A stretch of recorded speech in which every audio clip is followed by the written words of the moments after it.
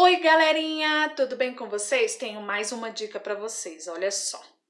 Vocês vão pegar uma folha, pode ser uma folha branca, uma folha de caderno, a folha que estiver mais acessível para vocês.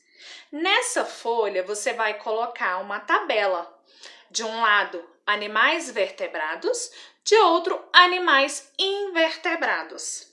Coloque um máximo de animais vertebrados e invertebrados que você souber.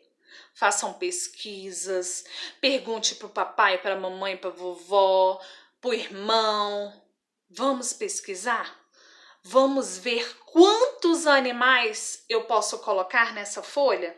Então façam isso. Façam uma tabela linda sobre animais vertebrados e invertebrados. Não esqueçam de colocar cabeçalho, nome, margem na folha e postar. Postem na plataforma Uno, para que a gente possa ter o retorno da atividade que vocês fizeram. Lá no nosso livro interativo, nós temos também um jogo que vocês podem jogar com a família de vocês.